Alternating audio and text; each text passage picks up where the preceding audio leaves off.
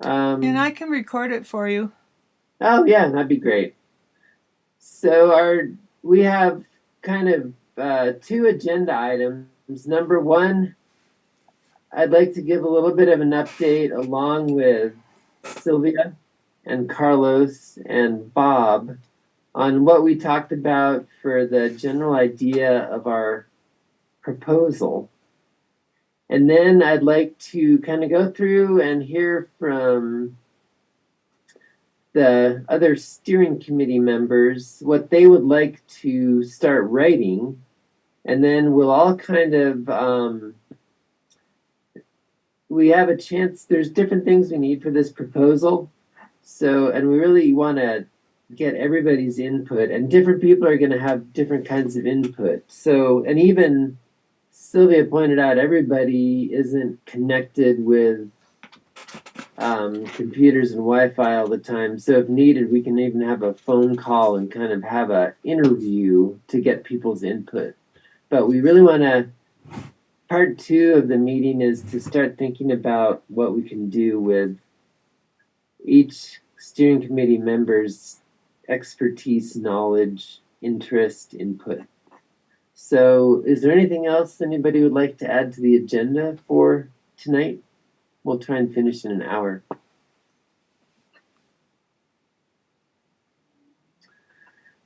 So the first item is related to this conversation we had. And basically, there are three parts to what we're proposing. And I'll invite Sylvia and Carlos and Bob to each elaborate. But each of these parts are specific but connected.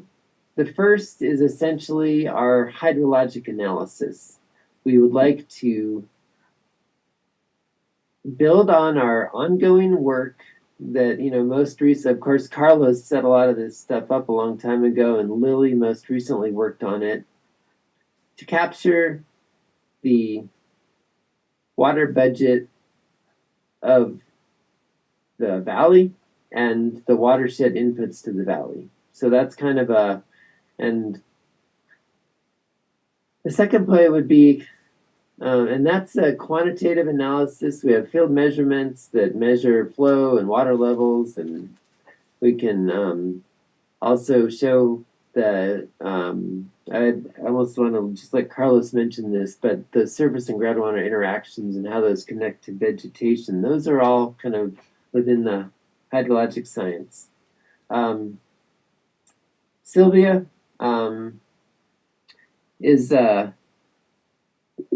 expert in narrative, and we'd like to really highlight that expertise and how she can show the tapestry of human features of the watershed with what we're hoping will be some interviews or some I'll just let Sylvia address kind of the narrative component. And of course, we're trying to get to some outcomes. What we talked about last time with the logic model, we want resilient agriculture, we want sustainable water, we want enough water and it to be the right quality water for the people and the agriculture and the ecosystem. So what we're talking about for integrating this all is Bob's expertise in spatial analysis and doing some accessible maps that show our problem, what are our conditions, our study, the hydrology, the social aspect, both in the kind of quantifying with some simple rules, the biogeophysical aspects, but also using story maps to tell this narrative stories. And then scenarios, our outcomes. What can the community interface with decision makers to get to the desired future of resilient agriculture, sustainable water, and a healthy community and ecosystem. So I think we're talking about including some of the modeling efforts, but really to inform these scenarios of this coupled system. I mean, of course, we're talking for this project about this grant due in November for the dynamics of integrated social and ecological systems. So that's kind of the scientific output, but for practical output, we're talking about integrating with mapping. So now I'd like to invite Carlos to just elaborate as much as you want, if at all, on the kind of hydrologic aspect, the quantitative component that we talked about. Sure. Yeah. Thanks, Sam. Basically, we're talking about surface water and groundwater measurements, mostly based from measurements out in the field. And then with some of the telemetry that some of that is already in place that you guys already have, but we'll add some components to it.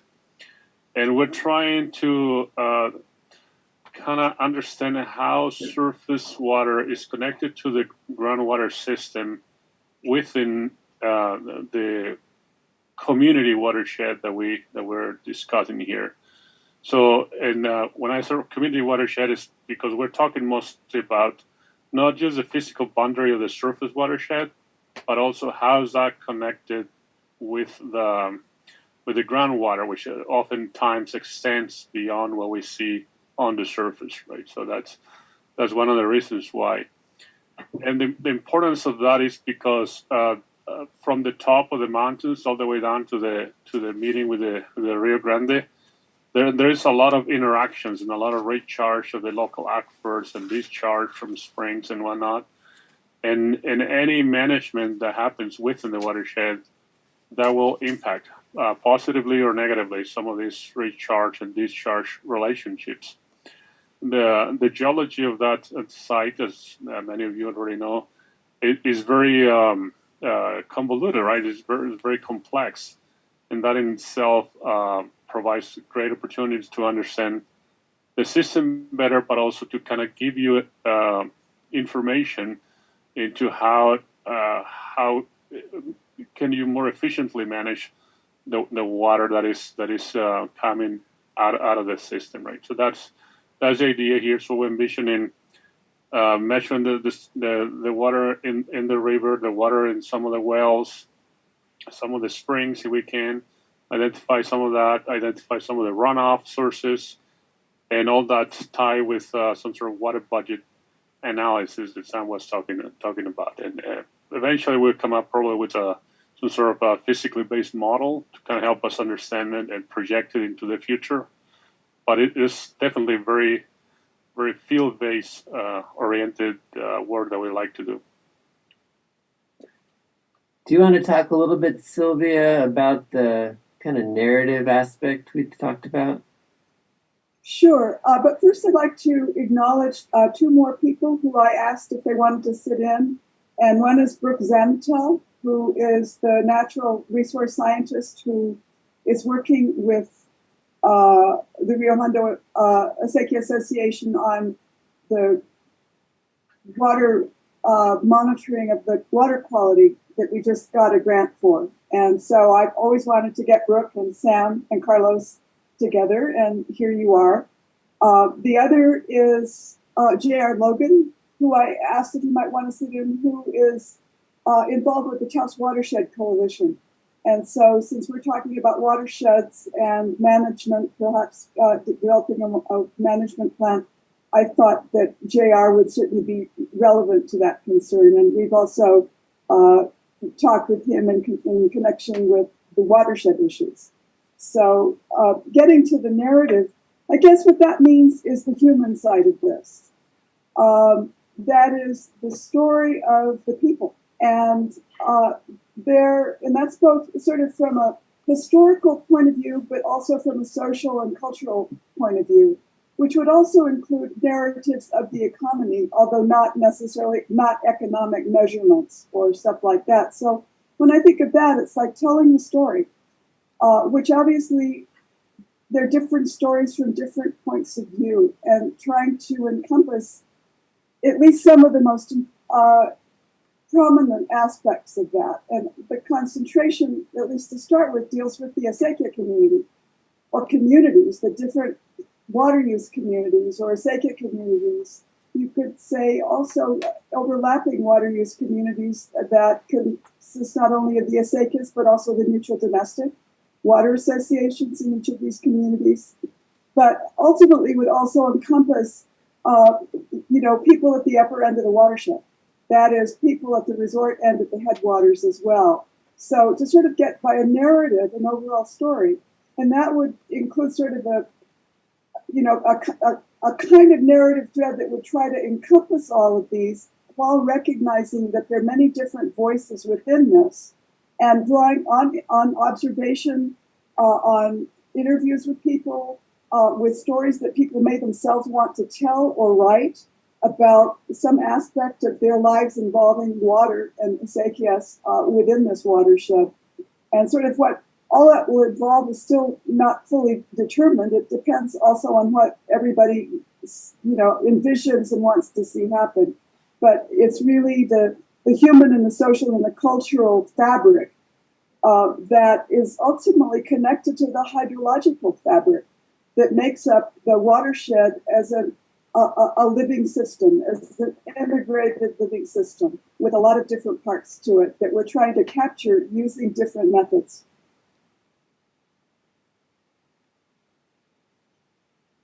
Yeah, I love that multi-method approach. And this is actually a lesson learned from our last project when we tried to quantify some aspects of our connected human and natural systems in order to do systems models. And I think we lost some of the storylines by trying to encapsulate them in some parameters that lost the richness of the narrative. So thanks a lot, Sylvia. Now we go on to Bob. If you want to just tell a little bit of how we might be able to use some of the spatial analysis and geographic presentation as a integrator and a communicator. Yeah, so I think that maps are really good communication tools. People generally have a pretty good perception of where they're at on a map and really identify with maps and different events with maps. And so we have the ability to look back in time with old aerial photos, and so we can kind of tie it into the history of the place. There's air photos going back to the 1930s of the valley, and so we can look at the history of how things have changed over time spatially, and then we can start to look at trends and how the vegetation in the area has changed, how the land cover and the land use has changed over time, and start to tell a story about how those different changes are affecting the hydrology and how human decisions are interacting with the landscape and can affect or I guess have an effect on each other. And so we can do that on a web map. Basically, have these maps all as layers on a website for people to interact with and turn on and off different layers. And I guess the idea in the future is to use some of the models that Carlos is developing to come up with some scenarios where if you click a couple buttons, making some management decisions, it changes different features on the map to look at, potentially how much water might be available or how much water might be used by certain land uses and land covers. Great. Thanks, Bob. So before we get into, and let's see, Phaedra, is this being recorded, did you say? Because this would be pretty useful. Yes, it is. Wonderful. So, before we kind of get into the next aspect of contributions, do we just have any responses or any questions or open discussion?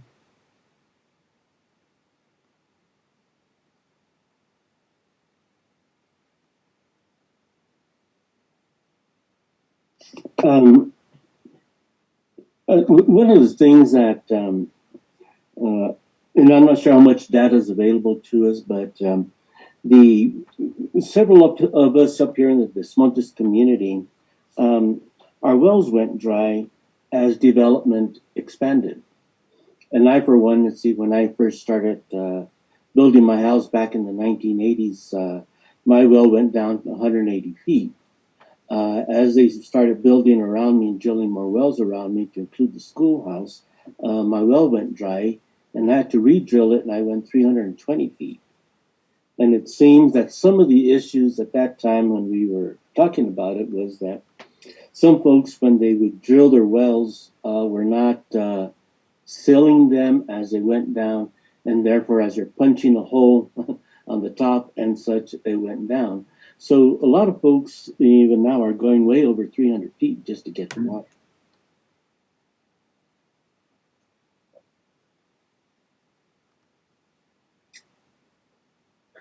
Yeah, it just makes me think this is a great way that we can use some of the narrative Sylvia was talking about to actually inform the hydrology. So, Carlos, you're talking about a story that you have personal experience with, and then we can actually take some of the previous studies.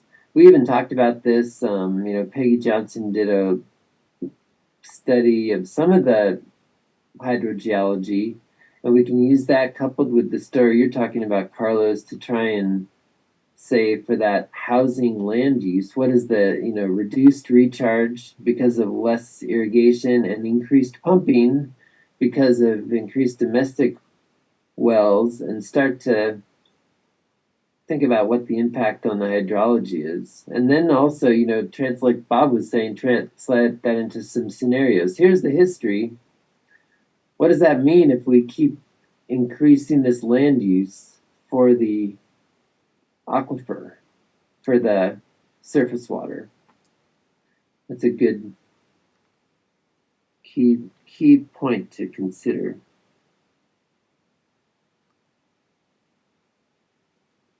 Yeah, I would think that stories like that or others that what people over their lifetime or however long they've been living here have observed changes or relationships that they've changed, that seem to have changed through time. I mean, anyone's stories of what life is like here and what's happening here and what their concerns are would be relevant to help, as Sam says, guide some of the quantitative work.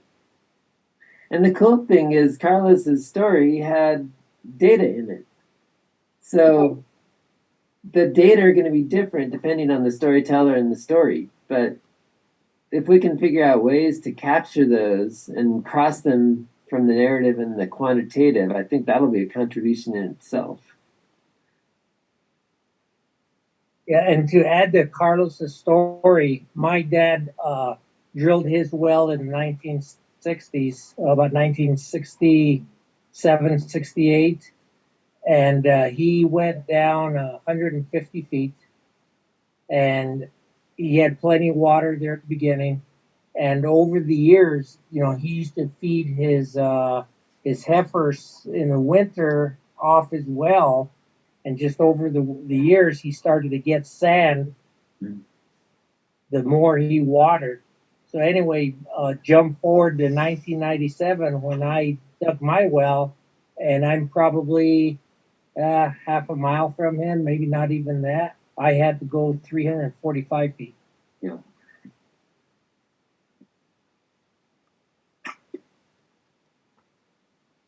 We could even use that as pilot data for the proposal, because those numbers match up. You guys corroborate each other's stories.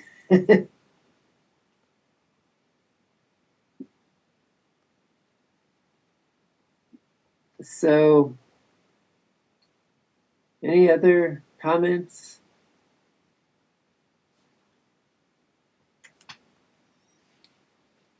Sounds like a really great project with a lot of neat components that can help each other out and feed on each other and cross pollinate. It sounds like, and it's really wonderful that you're interested in doing that kind of research in the Rio Hondo watershed because of its rich history, and also the significance of that watershed for the Rio Grande as a tributary, and then the fact that there is so much growth in the watershed. It's really wonderful that that there are scientists and then social scientists and scientists from different backgrounds coming together to want to collaborate with the people as well who've been living there. It sounds like a really neat and important project. And one other thing that we have to take into consideration and certainly shouldn't ignore is climate change and how that's changing our watershed so dramatically, from the forest fires to the blowdowns. And I've been doing some research on that. And this isn't just our area, it's over the whole state and has been extended periods of extreme drought. In the Sandia Basin, there are many, many people in the Albuquerque area whose wells are no longer good and they need to drill deeper, and everybody's scrambling to get well drillers, and there's fewer and fewer of them as time goes on. The old timers retire, and I know of at least 5 people who are waiting to have wells drilled and have been waiting for over a year. Yeah. And actually, Carlos and I were talking about this. I'm particularly interested in people who are drilling new wells in the agricultural landscapes, because this year, great monsoon rains, so no water shortage in the middle of the irrigation season. But some years, I mean, Sylvia's told us about it, it gets really dry in the summer. And in different parts of New Mexico, we've heard of people wanting to pump groundwater to offset surface water shortfalls. And that's a pretty big impact on your water budget. So we're hoping to actually have a water budget that Carlos is showing with the connections between the surface water and the groundwater that we can talk about the impact. What if everybody starts putting in a well instead of relying on the acequia? That pulls the rug out from under the hydrology of the whole valley if you pump out the groundwater. And it's not just the household supplies that are impacted, it's the riparian areas, the ditches, the river itself, losing the return flow from the groundwater. And the storage, you've lost that whole temporary storage that's the floodplain. So anyway, we're hoping to figure out some ways to communicate those, combine the community perspective informed by science to show what those kind of, like you said, climate change is a huge deal. Well, that's another scenario. What if climate change continues at different rates? I see Cliff's raised his hand. Yes, we haven't mentioned the beta settlement, which many of you know about, and it's certainly premised on extraction of deep water to somehow manage the increased use, but it will certainly know exactly how it's going to unfold. It's a fairly wild scheme, in my opinion, but it'll certainly be part of our consideration, our analysis. Yeah, I'm so glad you mentioned that. I mean, what does that mean to completely change the perspective and say that pumping deep groundwater is the way to balance the water budget. I mean, that's a pretty radical shift from relying on, adapting to changing surface water. And I think if we can connect that in, it's very complicated hydrogeology, which is part of the problem, like Carlos was alluding to. So we don't really know exactly what the impact would be, but we might be able to make some conjecture. I think it's an example when we look at the diversity within the watershed among the three communities, each having its own story and probably different stories within that story. Certainly the story of Rio Hondo and the Mutual Domestic Water Association that refused to participate in that part of the mutual benefits project that was part of the Abeta settlement and withdrew from the TVAA as a result of that. That's an important story. Both Des Montes and Valdez were not part of the mutual benefits project arena. And so, again, there's diversity there, as I'm sure there is, among the ditches within. I think Valdez has a fairly straightforward and somewhat simple layout of acequias compared to both Rio Hondo and Des Montes, which are both larger communities. And I think I find myself not really knowing, what the internal stories are among the ditches in each of those communities, or what their relationships are to the mutual domestics, and just the layout of the lands. And so all of this will be really interesting, just conversations with people or actually walking areas with people can generate a tremendous amount of data that can then be fed into, the hydrological research. Let's see.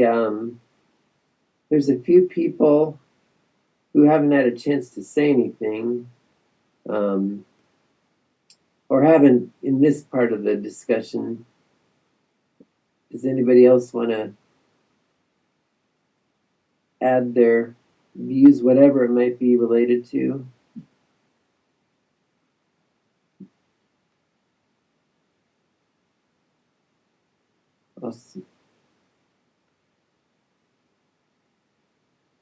Sammy, if nobody's saying anything yet, I'd like to kind of build a little bit on the stories about the groundwater. The both Dean and who else was Cliff or something? Carlos Tocayo. The boss alluded to. The depletion of the aquifers, right? The fact that you started seeing sandy water basically is used that probably was a sandstone aquifer that was getting depleted, and they had to go deeper and deeper until they find some more aquifers. So one of the things that we like to do here is, and also you guys have been talking about the hydrogeology setting there, which is, as Sam mentioned and I had said before, is very complex, geologically speaking, where it's very common in a lot of the western states. Like what we have here in Oregon, for example, is we have a newer basaltic system, but it's pretty similar to the one that is there in the Rio Hondo community.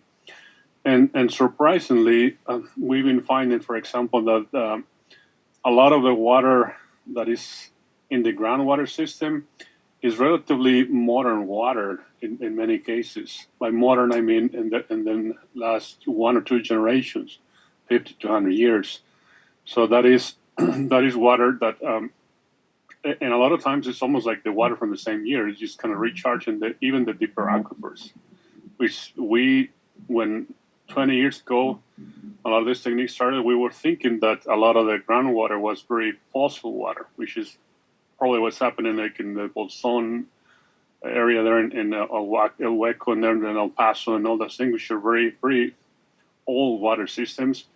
But those tend to stay more in the sort of like this deep Vado zone or deep unsaturated zones in the deserts. So up in the mountains, like where you guys are at, there's a chance that it's a nice mix of old and modern water. and that's pretty cool for the management, right? For how do you manage the resource, use knowing that you may have potential for recharge if you manage the forest in one way or another. You can impact it positively or negatively, like I said. And certainly we have already documented the benefits of the acequias to the local hydrology.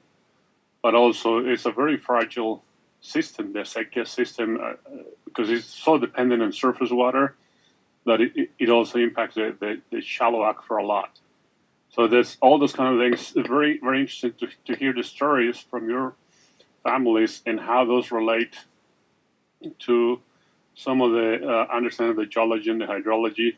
And hopefully that help us inform the management for you guys there, but also to inform policy, right? To kind of, the lawmakers, they take it and come out with some conclusions about it.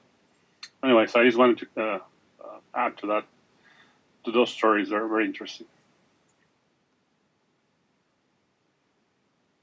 In getting back to the mapping a bit now, in 1969, the state engineer did these hydrogeographic survey maps of the pretty much the Taos Valley, but it's just as much in Valdez, Des Montes, and Rio Hondo, in which they identified which properties then have water rights. Now, the Soil Water Conservation Service used some of the more updated aerial photos that they have that shows the current land use practices and overlaid it on the 1969 hydrogeographic maps. And it gives us a very good idea to show where the which properties had water rights and the development on top of those particular properties. So it's just something else that we could take a look at and then maybe update that as well with more recent aerial photography.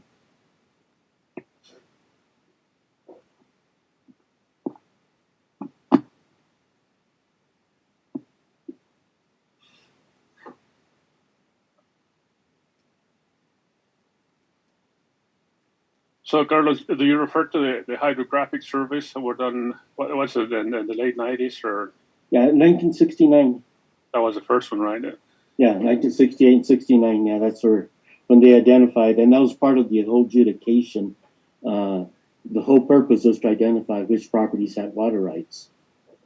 And so there's a map that outlines and shows which are the properties. If I remember correctly, and Sylvia, you may know better, or any of you there, it was like around 2009, 2008 when I was there that it was this updated hydrographic survey of the valley going on at the time, like all those maps, but I don't know where he went to. I know Bob created some maps more recently, but how those relate to the historical one, that'll be very interesting to know. It was part of what we call the errors and omissions, where I worked a lot with the attorney, Fred Waltz, for the TVAA to identify properties that were left out of the original 1969 hydrogeographic survey map. And so in that process, we identified and were able to get more current information on who had the water rights. Now, there was a gal named Carla Brewer, I believe, that was with the state engineer's office working for them, that was updating the maps.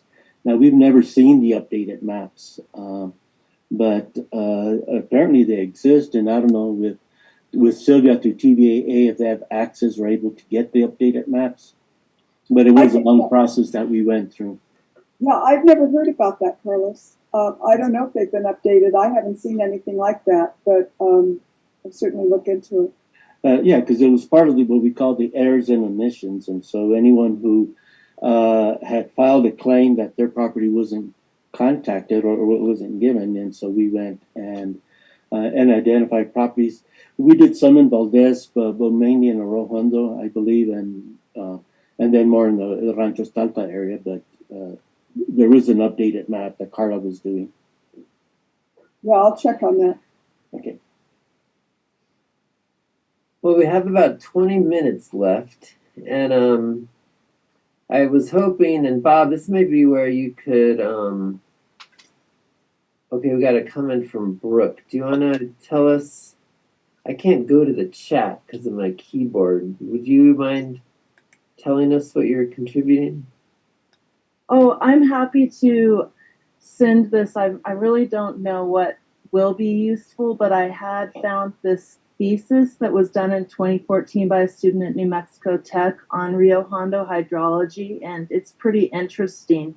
It sounds like it could be of value to you all. So I can, if you're not unable to access the chat at a later time, I could email this to everyone. Is that Jesus? His paper? His name is just a sec. His advisor's John Wilson, and the student is Douglas Germond Tolley the third. Oh yeah, Tolley. And okay, you know him, and he's now we actually paid. Okay, go ahead. He's now in the Pacific Northwest, but he put this all together in a thesis. Gus.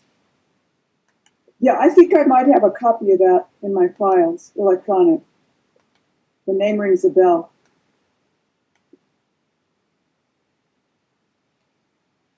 Did anybody have anything else from the chat to contribute? I did want to mention the elephant in the room, and that's what's going on at the source of our stream. And we have a huge development up at there at Taos Ski Valley, which continues to expand and expand. And we have been monitoring and participating in several proposed expansions in the last few years in Kachina Basin and other places. And we really need to include that in this study. Don't ignore your source. Don't ignore the springs where the water is coming from and what the intention is to capture those springs and use them for commercial purposes and for domestic use at the headwaters. That's for sure. So we need to keep Taos Ski Valley involved in this process. They've been receptive to what we've been doing. Corporation B, Green Corridor, and I'm sure there are people up there that'll talk to us and participate. We just have to find them.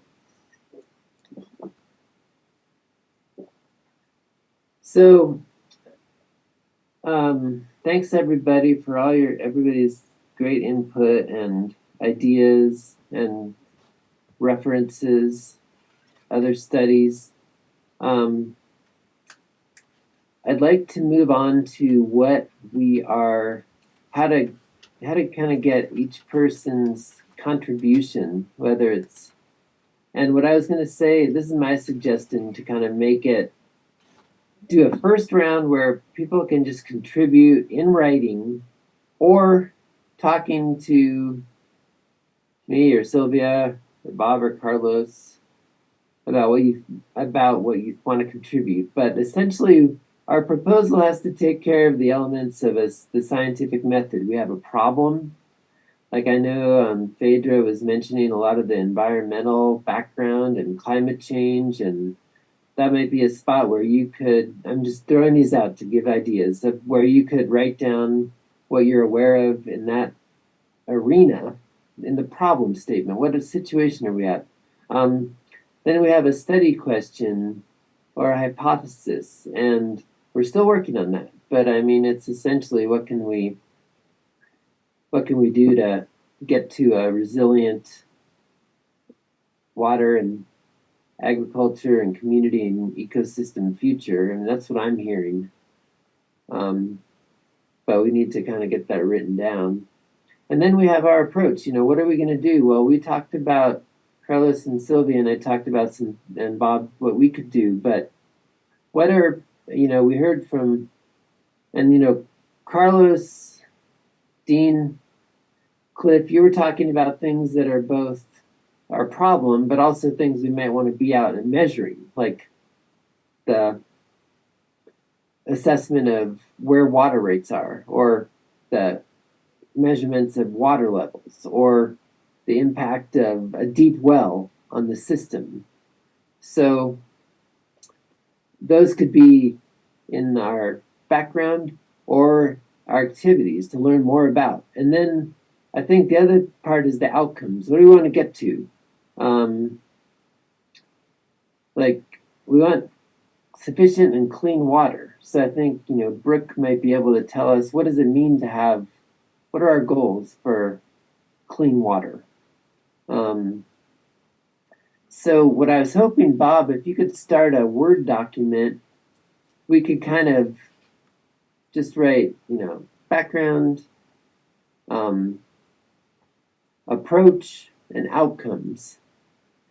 And if you could share your document, we could just jot down, is there anything that people are ready to write just a paragraph about and start getting some material? Because the thing is,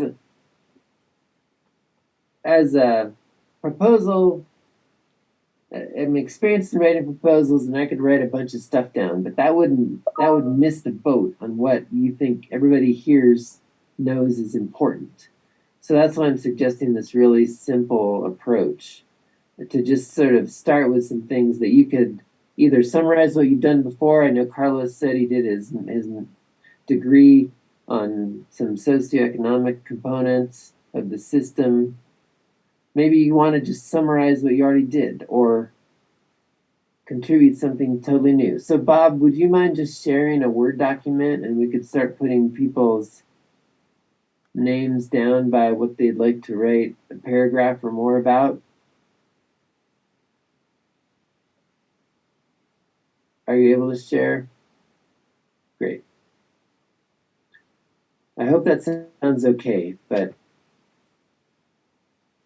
it's the only best I could think of to just start getting some contributions without basically polluting it with our pre-done structure.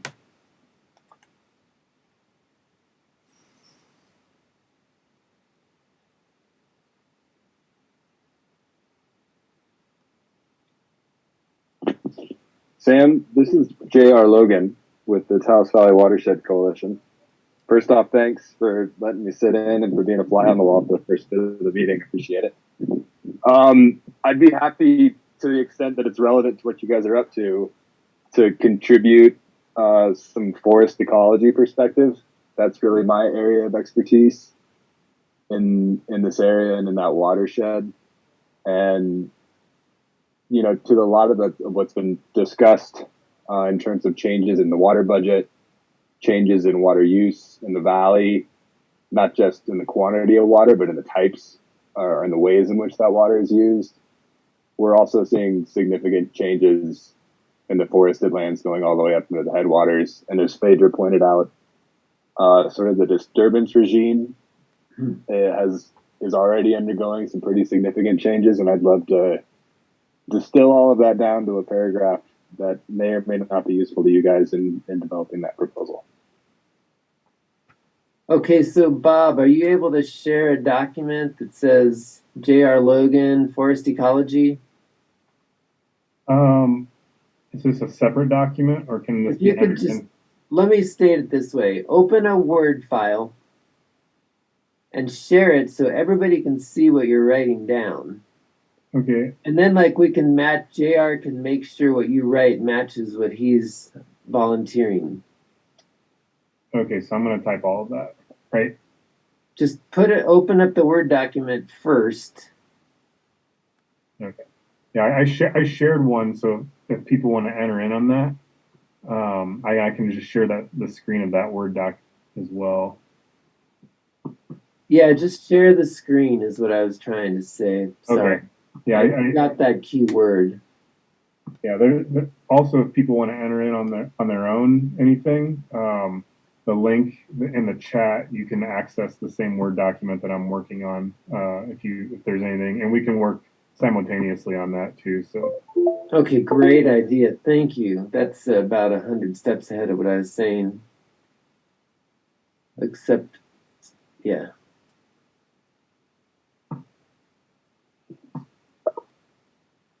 Okay. Okay, perfect. So yeah, I guess I think I'm for JR. I'm thinking that forest ecology was what you proposed. That would be under background, I think, Bob. Okay.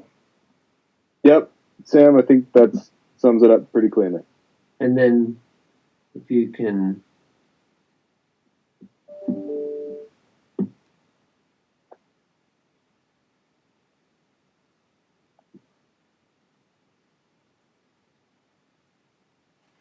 Can you put J.R. Logan next to that just so we know? Perfect. And maybe tab it, put a tab so we know it's within background. Okay. Okay, so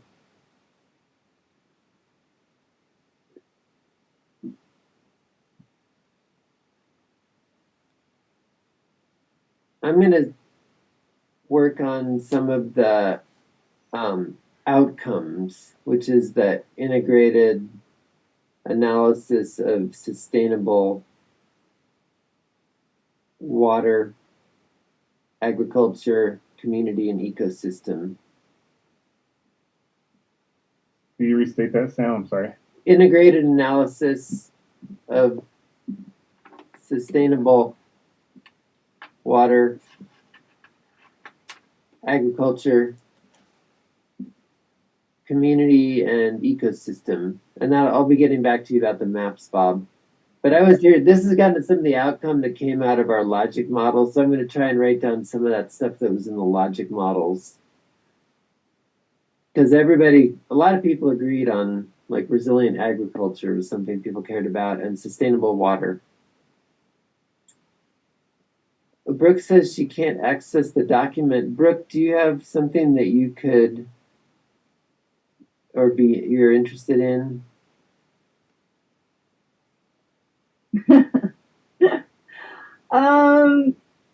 Gosh. And by the way, I know Sylvia said you're super busy, so we know you're way busy. It's just that I've done a lot of things around water, and I used to do stakeholder collaboration planning for watersheds, and at one point I did my master's, that was my dissertation, my master's thesis was on participatory community-based management, where brought local people together and did all these really cool river maps and all these ways to collect local ecological knowledge, and I loved that. So Sylvia's description really excited me. I have a lot of grant management, so that's how I've been helping the secretaries of the Rio Hondo Estaquias. And I know, a little bit about water quality, and I used to do stream ecology, once upon a time on macroinvertebrates, but I'm actually not a water quality expert, although I'm learning more about it all the time. So I'm not sure. I think I have to sleep on it and see where I'm feeling like it would give me joy to be involved with the project. But it sounds like a really cool project. The thing that excited me the most was listening to Sylvia talk and thinking about the ways to but to help engage people who have history in the watershed with sharing their experiences and their knowledge. But I guess I feel like I gotta kind of sleep on it a little bit and muse on it a little bit. Wow, that's awesome. So yes, and it's not like we're limiting your contribution in any way this is just trying to keep a simple starting point. Yeah, I'm just not, I gotta just mute. I gotta maybe see where the puzzle pieces are falling and how it might make sense if I were to be involved in it. But I am gonna jump off now because I'm gonna get my pasta on the table for my family, and we're supposedly going to a concert tonight if we can make it. And so I'm just gonna jump off, and I really am glad that I I got here, because I actually I'm sorry to say I had low expectations, but this was much more productive than I was expecting, and it sounds like really great things are happening. And I'm really glad that, again, that bringing the people from the watershed together with scientists of this caliber is really exciting. So just keep me posted and let me kind of think about this a little bit more, and maybe there is a way I could be involved. Wonderful. See everybody later. Bye. Bye, Brooke. Thank you. Bye. Thank you.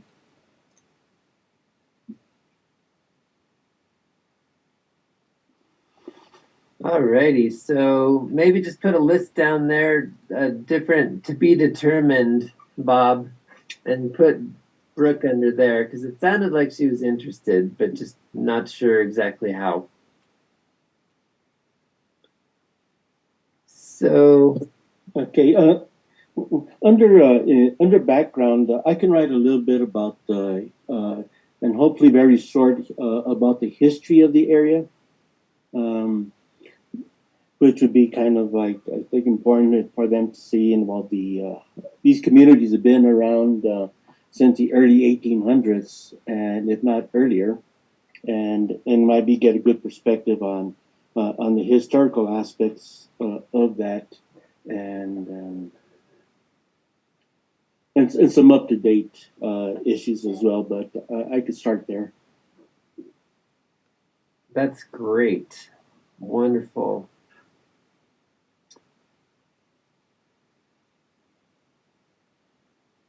Yeah, sorry, my computer died. My camera died. So I'm still here, and I'm going to just ask for the next person to speak up.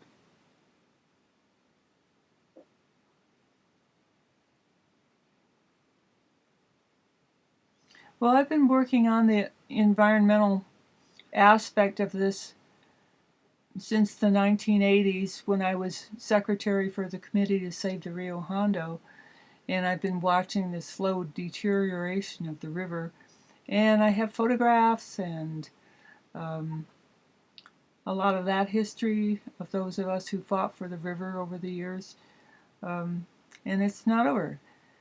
I think that we have a more receptive sense of community now. Back in those days, it was us against them, and that's how it was. But I think we're beginning to realize that we have to cooperate. This is something we all have at stake. And I've already been working on the environmental overview. I have too much material talking about drought, ongoing drought, how long this has been going on, when it started, what effect it's had on our communities, who's growing and who's not growing, and who's getting water and who isn't. And specifically hands-on about the Atalaya, just watching the development of the Atalaya. And that's the ditch that I'm on, so I'm very concerned about it, of course. And any of those aspects of human value, the riparian system, it's very important that we keep this going if we possibly can. So, Bob, can I suggest, right, environmental overview? That was kind of, and then put semicolon and put, or I meant to say colon, sorry. That would be riparian. The riparian area, yeah, the health of the river. Atalaya. And the Rio Hondo and all, the whole. Rio Hondo. And then ... I mean, this is not.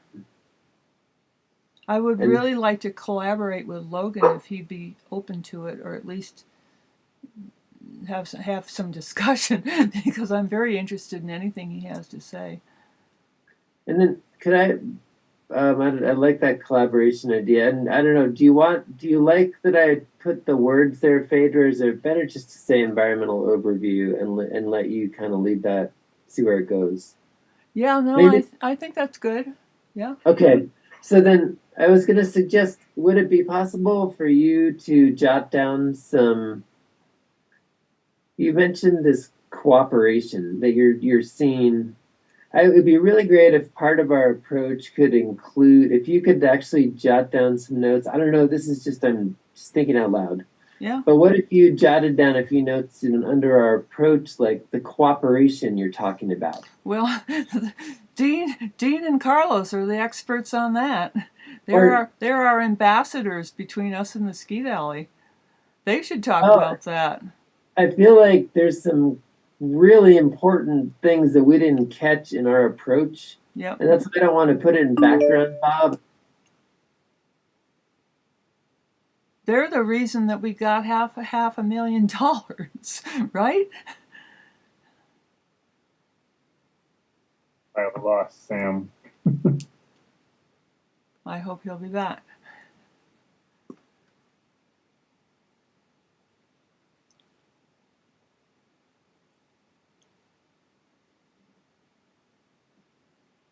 Yeah, I think our work with Norden, or Dean's and Carlos's work with Norden, is really important. And that channel is still open as far as I know. Yeah, we can, between Dean and I, we can write up a little something on the collaborative efforts that we've done with the Ski Valley over the last couple of years. So. Yeah, I think that's really important, very important.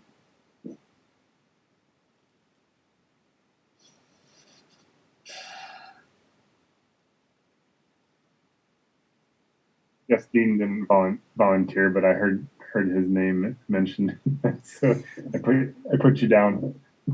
Yes. Yeah.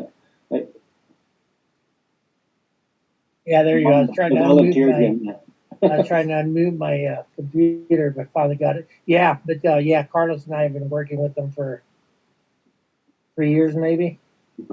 About a couple of years. Yeah, a couple of years at least, and yeah, so we could probably work together, put something together as far as our cooperation. And I know they've, expressed an interest in being in the steering committee or over the big committee, not the detailed one. Just so they understand what's going on, what we're looking at, and same thing from our point of view is we want to know what's going on up there. Yeah, they were interested in monitoring the wells in Amazette, and we were interested in that too.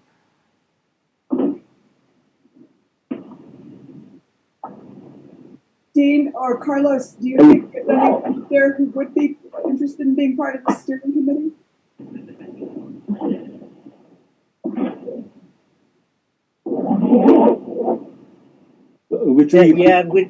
We'd have to ask them, to see exactly who would be, whether it be David Norden or another person there. And then also the village is also important to be part of it. And their fire efforts are really important to us too. Right. They really are making some efforts to get that. I mean, we had a very scary summer here. And they're trapped at the head of this valley, and there's only one way out of there. So they've been making an attempt to organize around routes and whose information and disseminating information. And I sat in on one of their meetings. It was pretty interesting. Who's doing their laundry?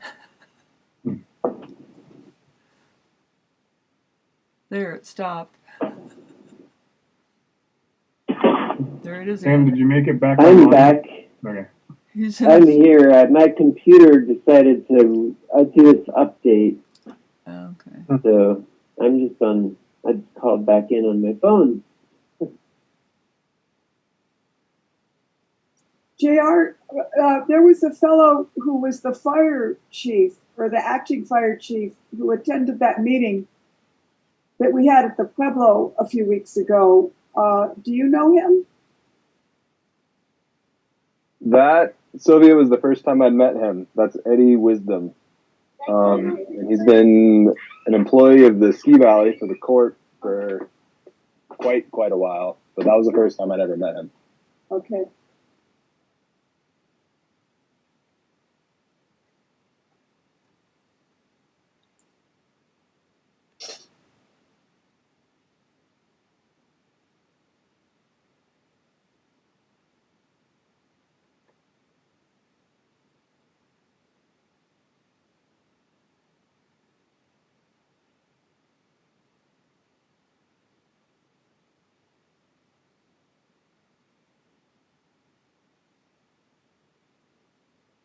mean, even if we don't have people right away who could be part of the steering committee, they could certainly be part of the storytelling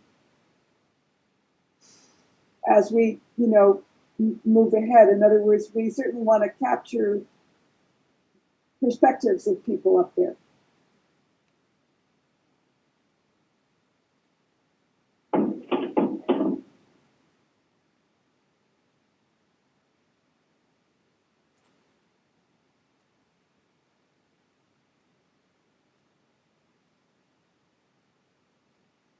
So Sam, I know that you don't have access to your computer.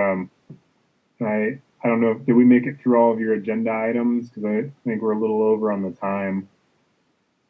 Yes, did everybody get a chance to? So what we're going to do is we're going to set up a document that's shared through Google Doc, and that way people can start to see the structure. But for these first assignments, there's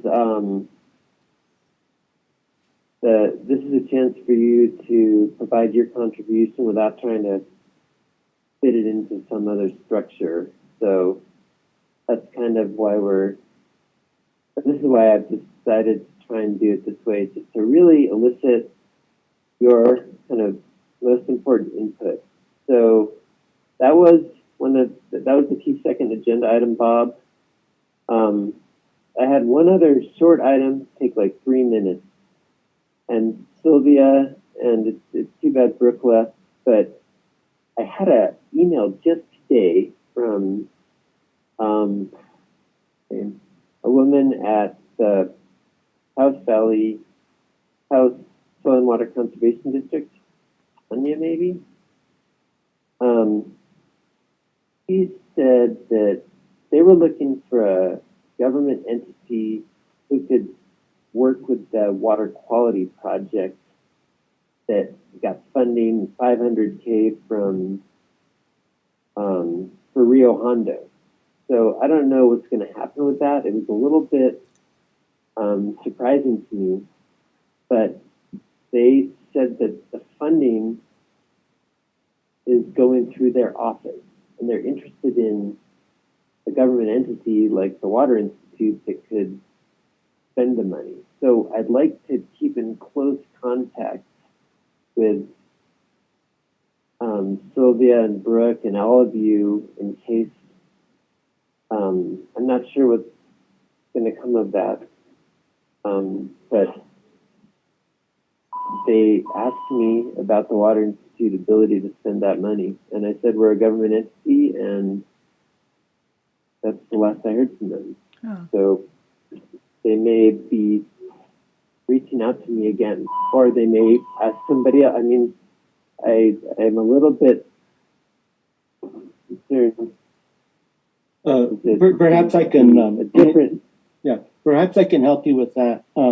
It's the same. Okay. It's the same pot of money that we're talking about, the $500,000 that we obtained to do the water quality. Okay. The Taos Water and Soil is going to be the fiscal agent because we needed a fiscal agent. Okay. And so we talked to the Taos Water and Soil, and it was probably Tanya Duncan that reached out to you. Tanya, yeah. Uh-huh. Okay, and so at this point, I think it's we'll be probably wanting to set up a meeting with Peter so that at the Taos Water and Soil, so that we're not going off in two different directions between what the Brook is doing and what Peter's how he wants to implement a particular project, so that we're on the same page and not stumbling over each other. But it's the same pot of money that we're talking about, and we met with them and decided that we needed a fiscal agent, and so we went with the Taos Water and Soil. So it's the same pot of money. We just need to work out how we're going to implement that without stepping on each other's toes between what we initially wrote and how he's going about approaching it, and Brooke's involvement in that as well. Okay, because they were asking if the Water Institute could basically be the contractor for the project because they don't have the expertise to do the project. So, Carlos, are you, like, if they call me back, are you the person to get in touch with, or Yeah, Sylvia or Brooke? yeah, either me or Sylvia or Dean or Cliff. Just, Okay. maybe we should refer them that they need to get back and talk to us, and so that we coordinate with them on what they're thinking, because I can see how this can go in different directions very quick. So I think it's better if they coordinate with us. I mean, one advantage, if it was the Water Institute, they mentioned contracting with, they asked if they could contract with us, or if it would be, if they, I can't remember how they said it, but they mentioned just like consulting firms. So the good thing about going through the Water Institute is we can make sure that we're meeting your objectives in this project, as opposed to Peter kind of doing a different project. So there might be an advantage of us being involved. Yeah, I don't doubt that. I think we just need to make sure that Peter and us are on the same page on that. Okay. Okay, so I'll just, I think I have Carlos, Bob, it would be really helpful if you could jot this down. Carlos, with Sylvia, and Dean. Just email them if I hear from, I mean, I'm not even sure I'll hear from Peter again. I'm But sure if I you do, will. oh, okay. Sam, am I understanding that your institute would have the capacity to implement our water quality project? We would. We've done projects like that. It might even be an advantage for the sort of project we're talking about. Of course, you can tell that we would look to the community, you guys, to do what you have in mind and inject our, you know, the experience we have from the academic setting and you know, extension and the Langer at University. So we could do it, but it sort of depends. I don't know about any of the requirements, or I mean, we sort of depend on the funders and you all, but we could do it. Yeah, we have submitted a scope of work that we could probably share with you, as well as some other information that we've been putting together. We give a scope of work to the Department of Finance and Administration, in which they've approved, and they are working now on the grant agreement with the Taos Water and Soil. And so it's still in the preliminary stages, and I'm sure they're already looking at the implementation part, but there's a few, I think, homework that we need to do ourselves and get back to Peter. And I think it'd be great if you guys can do it, but just like I say, we were headed in one direction, and we just want to make sure that Peter and and Brooke are on the same page. So that's a discussion for us to have within the Rio Hondo community. Yeah. Yeah. Well, I'll just. Yeah. Just, you know. At this stage, I'll keep you guys in the loop before we kind of take any. If there's something that we need to take action on, definitely. But in the meantime, if I hear from them, we'll just keep you in the loop. And just tell you working with us on this other project, and we're gonna sit down. We'll all talk about it. Okay. Yeah. Because we definitely think that that's a viable option. All right. Yeah, I was kind of surprised because Sylvia had told me about it when we were talking to her at our kitchen table, and of course you guys have mentioned it. And then Tanya sent me this email today, so it's like, oh. I know, Tom. Okay. It could be good opportunity. Yes. Well, Bob, in answer to your question, is there's nothing else. That was the whole agenda. All right. Do we so with these writing assignments, do we have kind of a date in mind? We've been meeting every couple of weeks. If we could, what would 2 weeks be?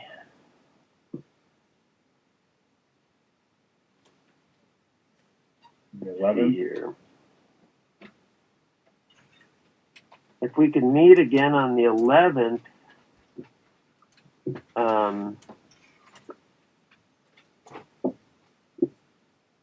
that would be great, and have the writing assignments by then. Would people be able to do that in 2 weeks? Yes. Works for me. I can do it. The 11th's a holiday. I mean, it doesn't matter to me, but What kind of holiday is it? it's Veterans Day. Oh, But I know a lot of government entities are off that day, so I mean, I'm okay with that day. But That would be November, October 11th.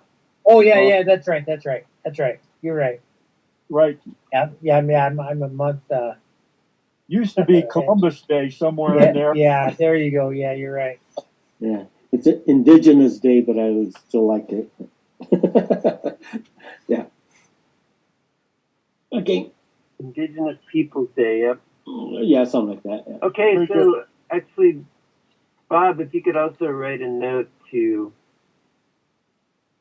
maybe send me a reminder and copy Mary Beth to schedule the meeting that day. Okay. Sam, I'll be, this is Carlos Ochoa. I'll be out of town that day, but I'll catch up with you guys later.